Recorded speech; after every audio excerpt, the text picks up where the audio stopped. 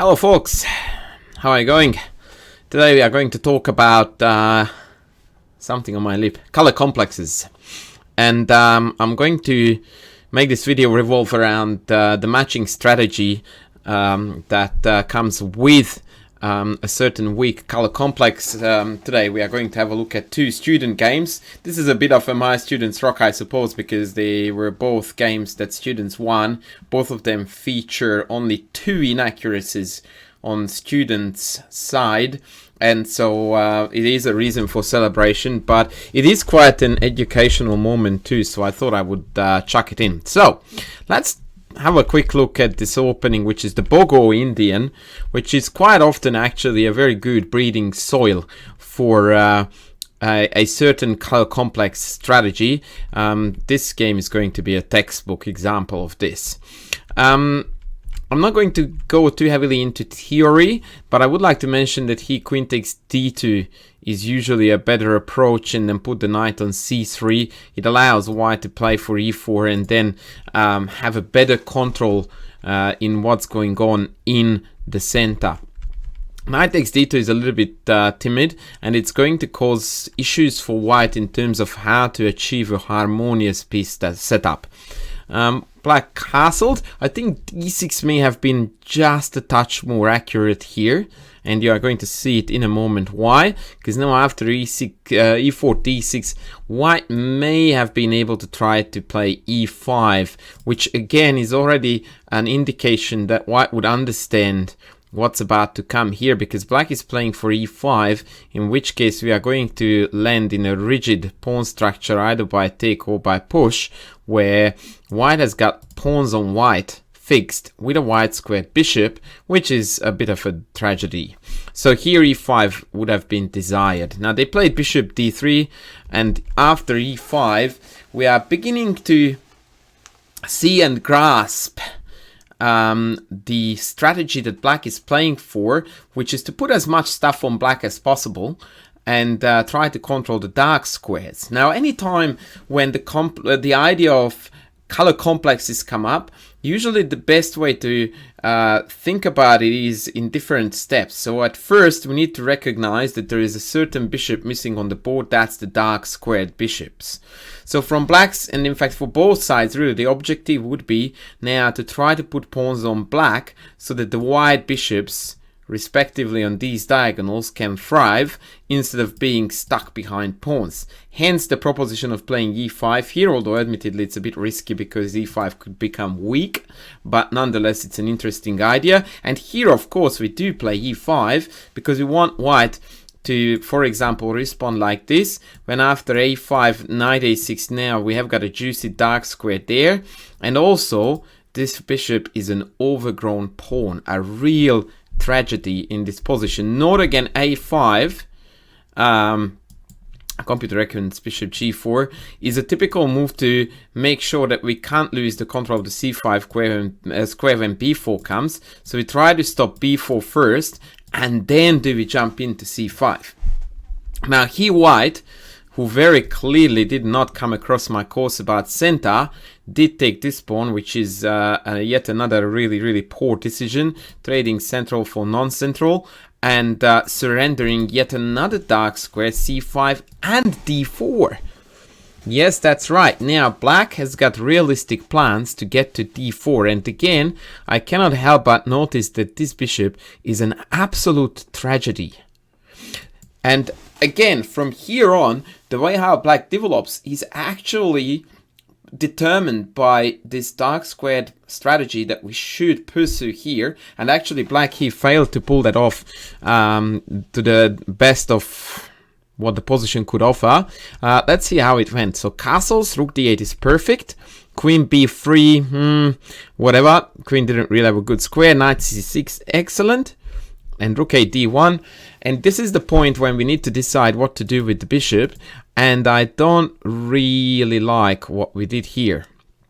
I believe that b6 as per text was partly inspired by the fact that b7 was hanging, but the color complex idea here indicates that because of d4 is a ginormous hole and we really want to put a piece in there and then constantly be able to retake with pieces, therefore we need to trade a few pieces according to that strategy. I would have really liked to see here a5 with the idea of a4, which ironically puts the pawn on white, but it blockades 2 pawns with 1, so it is totally okay. Or even after b6, bishop back, now was the time to reveal our understanding that we know what we should trade for what, and instantly go for bishop g4, trade this off, and so eventually our aim is to trade the 2 knights for a bishop-knight combo, in which case we are going to end up with a knight on d4 that dominates the board. The engine also likes knight h5, which really tries to get very greedy in regards to the dark squared plans. But once again, I can't emphasize enough that the fewer pieces we have left on the board, the better for us, as long as this bishop stays.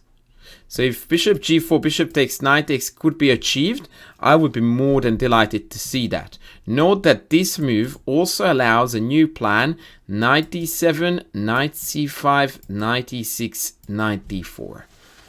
It may look like an eternity, but it's not like white is exactly threatening a lot of things. So we have actually time to pull off such positional plans, and it's very important that we are aware of the existence of such plans because they allow us to really utilize the weak squares to the max. And so that would have been the very best way to continue this game, in my opinion. Student here went bishop b7. This is really a bad square for the bishop. It does absolutely nothing there. Pressure against e4 is not realistic. So here we wasted a piece, really. And that was, in my book, these two combined, the only inaccurate stuff that happened in this game. The rest is fairly crystal clear. And that's partly because white, who is seemingly playing, by the way, decent moves like rook d1, rook e1, but the reality is that white is utterly hopelessly planless here. And it's not because they are really bad players, but because of the position is so bad in terms of finding a good plan.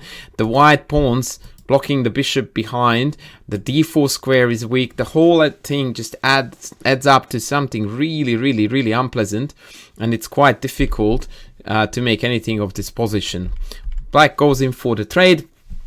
Now knight f3 is not playable because rook d1 and either recapture would lose a pawn on e4, and so again note the domination on the dark squares. Beautiful play. If you look at the board now, the only piece that we have on white is the bishop, which by definition would have to be there. Everybody else is on black. We can come in here, we can come in here, and white has absolutely nothing to show against these plans. Imagine if white had a dark squared bishop, like for example on e3. This position would be totally fine. But with c2, that's an overgrown bishop, man. That does nothing. Knight b1, typical textbook, I don't know what to do moves. He's aiming to get into d5, but this is a way too optimistic. B, not gonna happen. Too slow. Queen c5, and with this dual threat, black essentially decided the game. The rest was just a mop-up. King f1 really bad, but once again, I don't really want to judge white on any of this because the position was falling apart, and that was it. Bishop c4 next came, and it just mopped up. So that was student playing black. Like I said, apart from this b6, bishop b7, I really like the whole game. Now, when you play a game like this, it's so easy to feel like I didn't do anything wrong, and I just lost without being able to fire a shot. That is a typical case when one is totally unaware of the fact that positional factors can decide chess games very easily and quite subtly,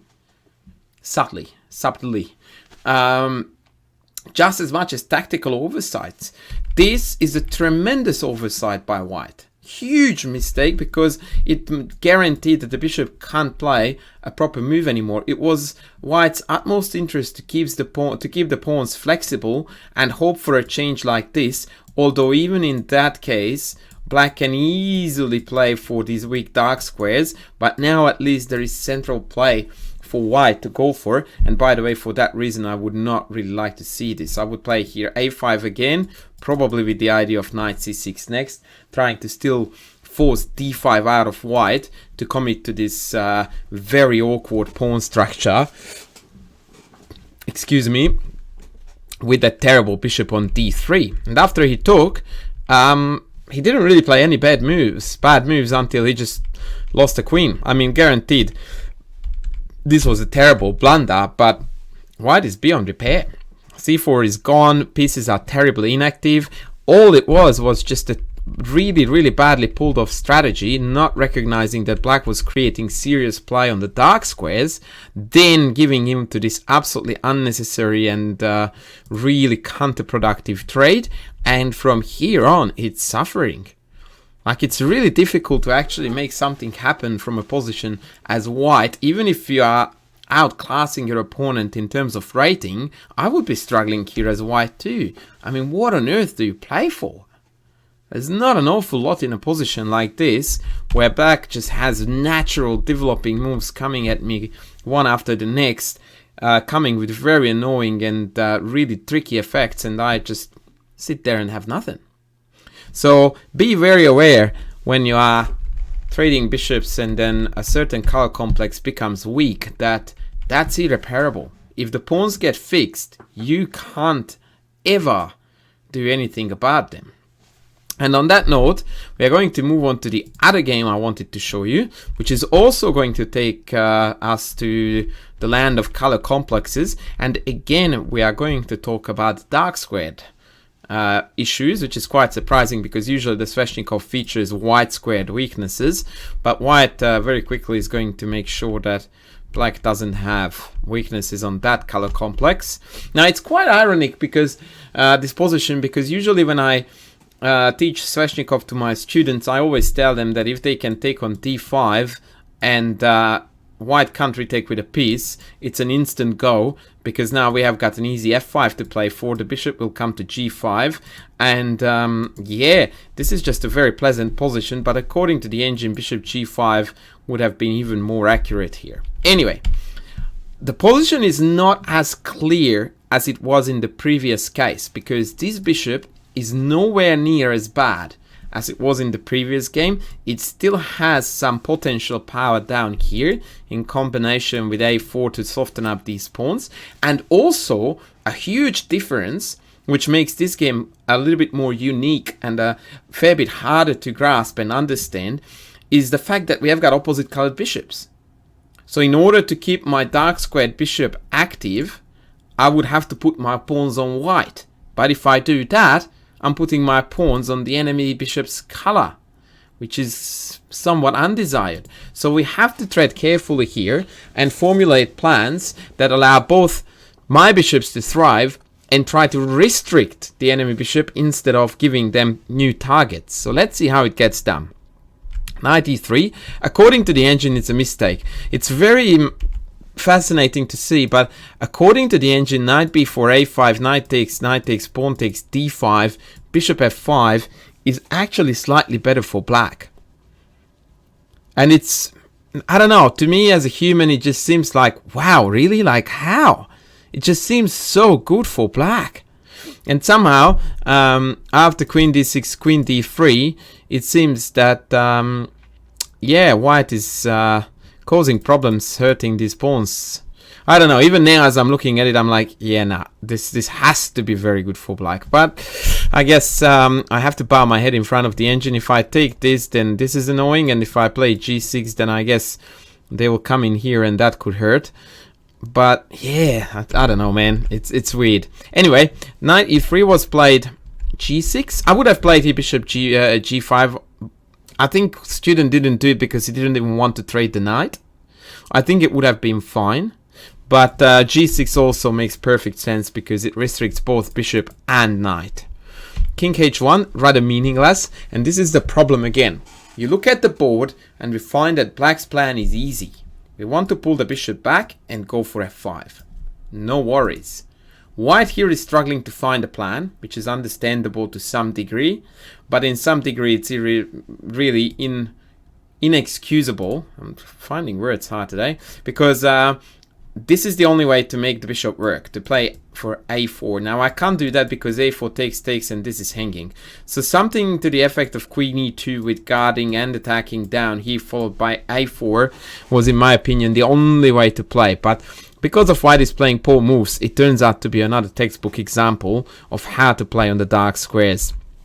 Bishop g5, creating a bit of a potential threat every now and then, also creates f5 as a threat, and note how I can also jump out to b6.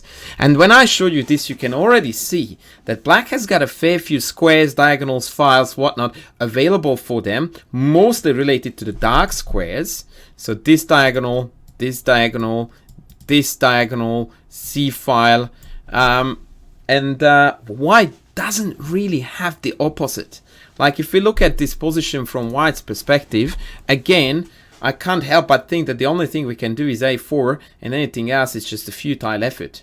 And since white failed to find the a4 plan, he just failed full stop with the whole game. Bishop c2, total waste of space, makes absolutely no sense. Yeah, don't know why that was played. f5, very logical play. And one cool thing about this pawn structure is that it always keeps the opponent guessing whether we want to progress like this or whether we want to progress like this. Very annoying stuff. g3, trying to do some stuff on the dark squares, but it's quite challenging and difficult to do so. And his student casually drops back to h6. I do not mind this move. The engine likes f4. It's a very non-human move to play like this because it puts a lot of pawns on black, makes his bishop look silly, and weakens the e4 square a lot. So if this knight were to come here, the whole entire assessment of the position would entirely change and would go a direct 180, going from amazingly good for black to amazingly good for white. Actually, my favorite strategy would be here to play bishop f6, e4, b4, trying to utilize my superior bishop and create weaknesses somewhere here. The reason why the computer likes f4 is because there is no good knight move available. Like knight g4 almost gets trapped there, whereas the knight on g2 is also looking quite ugly. Still, it's a huge positional commitment. I preferred the subtle bishop h6, f4. Now this, in my opinion, is bad on two levels. One of them is that it makes this diagonal very vulnerable, but more importantly, after a potential trade, this f4 pawn is really, really weak. It's already targeted by the bishop, and a little knight maneuver like that would put it on the brink of loss. And at the same time now, these pawns, because of they can't be challenged by further white pawn moves, really serve the effect of basically eliminating this bishop. Because despite of the fact that they are on the color of the bishop, this is not breakable. This is a stone wall. Black didn't quite take it yet. He played queen b6. I love it. Let's put more pressure on. And rook e8. Beautiful play. And again, you notice that the dark square threats are piling up more and more and more, and white is finding it harder and harder to deal with it. And again, like I told you when bishop c2 was played, that was already an ultimate sign of planlessness. Again, white is absolutely stuck with what to do other than dodging the threats. And once again, we have a feeling that we are playing a totally even game, and we have no chance whatsoever to stay in it and survive it. And that board for white, as far as I'm concerned, was gone here. So that was the moment to realize that we needed to play for a4, some way, shape or form. I like queen e2, and if f5, a4. Good or bad, we have to do this. Maybe f3 just to prevent e4, and then a4 next. But that's the idea. We have to find a plan and play for it, because moving our pieces around and shifting from A to B is not going to cut it. And black beautifully exploits now the problems of the dark squares, and I really love this king h8 play. A very mature plan, realizing that the knight is really, really poorly misplaced. I think there were already tactics to be had here, by taking d5 and then having a lot of dudes hitting e3, but king h8 was just as good. White can't really get out of this mess. Note that takes. I would actually take with the pawn, but I could take with the rook. I was about to say that this seemingly gives a powerful pass pawn to white, but the reality is that it's separated from the rest of the pack, and after something like e4 here, I mean this knight is hanging, so I can't even go there. But even on paper, like after this trade takes place, let's assume this was guarded, this pawn structure with e4 incoming is way better for black. And once again, I can even afford taking back with the rook. Okay, knight went back exactly to remove itself from this motif. And knight f6 came. e4 I think is not that great. Again, I'm very impressed that my student didn't fall for the temptation here to create a protected pass pawn. This is very often a magic word that people just go like, oh, I have a protected pass pawn, I must do that. Once again, after e4 here, the knight will come back to e3, and all of a sudden the vast majority of the white pieces make perfect sense, and somehow now black is the one who is a little bit planless. We put our pieces on really good squares, which is basically an indication that it's time to blow the position up. e4 goes very strongly against that. It does the opposite. It closes the position down. So knight f6, of course. And now the knight can join the fray from various angles, and we are still floating the idea of take or not to take. White sorted that problem out for us, and we took with the rook. Like I said, either retake was totally fine, but probably rook is more logical in the sense that now we can penetrate on the e file. Once again, this is not really a great example of dark squared color complex, but have a look at where the black pieces are right now. Yep, every single one of them is on black. In contrast, the white pieces are all on white, but the black pieces are the ones that are calling the shots, because the main events of the game actually are taking place on dark squares. I'm threatening to penetrate on e3. This diagonal is really annoying from white's point of view, that it's being controlled by black. Even more annoying is the fact that this diagonal is under control of black, which means that this becomes a realistic plan. At the same time, the only weak thing that we can talk about on the black side is the e6 square, which is perfectly irrelevant and largely academic, because to put a piece there is just impossible, and even if white attempted it, I could always eliminate that and carry on. Bishop b3 defending the d5 pawn that wasn't even hanging. Very poor move, and a very typical reaction of club level play, that we don't know what to do, so let's defend stuff. The bishop was vitally important on c2 to deny the knight's entry to e4. This was a really bad move. Rook e8. Black is getting ready for the final blow. Now various penetrations are threatened, so white decided to trade some dudes off, but black went nay. And although this is on white square, but the threat is a dark square threat. And that too. And this basically brought white to the brink of defeat, and there was no way back. He dropped the rook back to d2, but that didn't stop this fabulous tactic. Takes queen f2. I think that's what white was banking on, but like I said, the dark squares are black's playground. Bishop e3. Beautiful sortie. I love this tactic, so awesome. The idea is very simple. If knight e3, after knight takes f1, the knight can't retake because of the pin. Any other case, we regain the piece and the game is over. And the rest was history. Black managed to pull off a fabulous game. Once again, and I recommend that you go back and watch again how this game went, note the humongous contrast between black's dark squared bishop and white's white squared bishop. This bishop did absolutely bugger all in the whole entirety of the game. It almost felt like as if white was playing a piece down. I mean, look, go through the middle game from here, after bishop c2, which was the move that I really didn't like. From this point on, it really does feel like white is playing a piece down, because this bishop is just not participating in the events.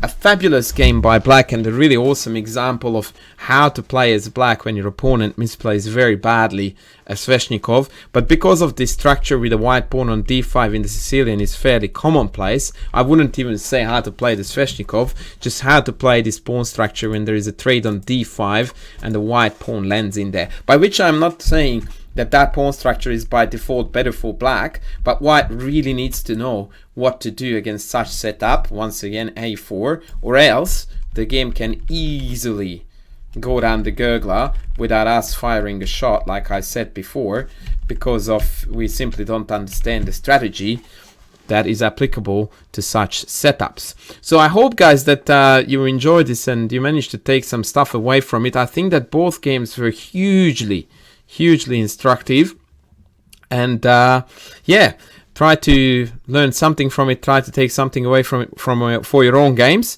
And on that note, I will be signing off now, and I'll be back with more soon. Thank you. Bye.